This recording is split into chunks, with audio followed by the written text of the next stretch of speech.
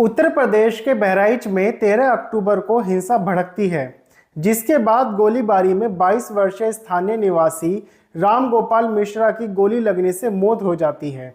हिंसा की वजह दुर्गा पूजा जुलूस के दौरान तेज आवाज में संगीत बजने और दूसरे समुदाय के लोगों की आपत्ति बताई गई है। हिंसा की लपट इतनी भड़क उठी कि दंगाइयों ने इलाके में कई घर, दुकान, शोरूम, अस्पताल और वाहनों में तोड़फोड़ की, यहां तक कि आग भी लगा दी। सवाल यह है कि दंगे होते हैं या कराए जाते हैं?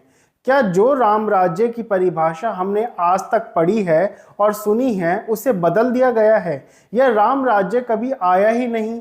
घटना के दौरान हथियार कौन लाया? सवाल अनेक हैं, जिसके जवाब इस वीडियो में समझने की कोशिश हम करेंगे।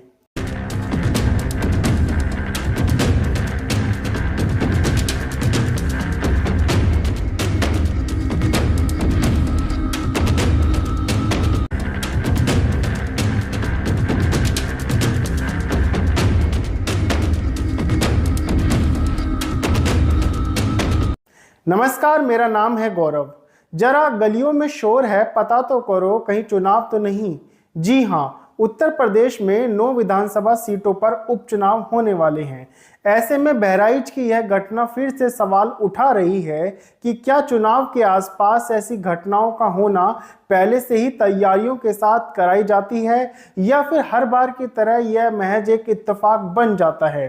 सांप्रदायिक हिंसा के चलते एक स्टेशन हाउस ऑफिसर यानी एसएचओ और एक पुलिस चौकी प्रभारी को निलंबित कर दिया गया है, जबकि सर्कल ऑफिसर रुपेंद्र गौड़, तहसीलदार रविकांत द्विवेदी और जिला सूचना अधिकारी गुलाम वारिस सिद्दीकी को उनके पदों से हटा दिया गया है। वीडियो बनने तक स्थानीय पुलिस मामले में अब तक 87 लोगों की गिरफ्तारी कर चुकी है। यह गिरफ्तारियां दोनों ही समुदायों से हुई हैं। करीब 1000 लोगों के खिलाफ मामले दर्ज किए गए हैं। महराजगंज के बीचों बीच एक मस्जिद है, इसके सामने लोकल मार्केट है। हिंसा की शुरुआत इसी जगह से हुई थी। रविवार शाम करीब 5:30 बजे मगरिब की नमाज अदा करने के लिए लोग मस्जिद में आना शुरू हुए थे। उसी वक्त डीजे का शोर होने लगा। 100 से ज्यादा लोग ट्रैक्टर पर देवी प्रतिमा लेकर विसर्जन के लिए जा रहे थे। हाथों में भगवा झंडा लिए भीड़ मस्जिद के सामने पहुंची। डीजे पर चल रहे गानों की वजह से माहौल गर्मा गया। बहसबाजी शुरू हो गई। इस बीच देवी प्रतिमा के साथ चल रही भीड़ से निकलकर 25 साल का राम गोपाल मिश्रा एक घर की छत पर चढ़ गया। उसने छत पर लगा धार्मिक झंडा हटाकर और भगवा झंडा लहराने लगा। इसका एक वीडियो भी सामने आया। इसके बाद इलाके में तनाव फैल गया। लोग संभल पाते तभी पथराव होने लगा। पत्थरबाजी में प्रतिमा टूट गई और बवाल और बढ़ गया।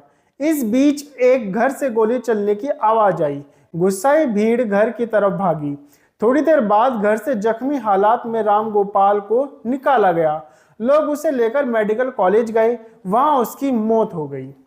राम गोपाल मिश्रा रहुआ मंसूर गांव का रहने वाला था।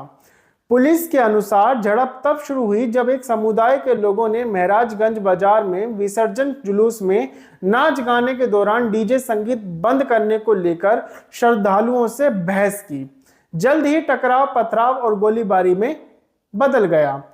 मिश्रा की मौत के अलावा इस विवाद में 2 अन्य लोग घायल हो गए हैं, जिनकी चर्चा खास तौर पर नहीं की जा रही है।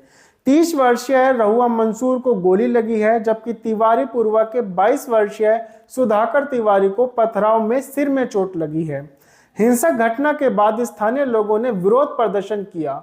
विरोध प्रदर्शन ने बहराइच सीतापुर राजमार्ग को अवरुद्ध कर दिया और निजी व सार्वजनिक संपत्तियों में तोड़फोड़ करनी शुरू कर दी। मिश्रा, जिसकी शादी अभी 4 महीने पहले ही हुई थी, उनके परिवार ने न्याय की मांग करते हुए बहराइच मेडिकल कॉलेज के सामने उनका शव जाकर रख दिया।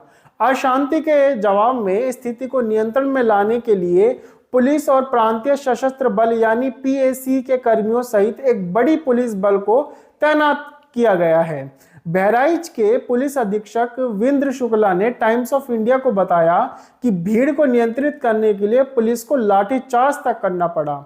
दैनिक भास्कर की खबर के मुताबिक बहराइच में जो दंगाई थे वे करीब 20 गांवों से आए थे। हिंसा में से एक पीड़िता आसमा ने कहा, हमारा सब कुछ बर्बाद हो गया। घर में 50,000 रुपए रखे थे, दंगाई लूट ले गए। बच्चे के कपड़े, खाने पीने का सामान जला दिया गया। हम उनके सामने गिड़गिड़ाते रहे, लेकिन वे लोग कमरों में घुस घुस कर आग लगाते रहे। आसमा कबीर रहन पूर्वा गांव की रहने वाली है। करीबन 500 लोगों की भीड़ आई और घरों में घुसकर आग लगाने लगी। आसमा का गांव घटना की जगह महराजगंज कस्बे से 40 किलोमीटर दूर था। करीब 6000 आबादी वाले महराजगंज में 80% घर मुसलमानों के हैं।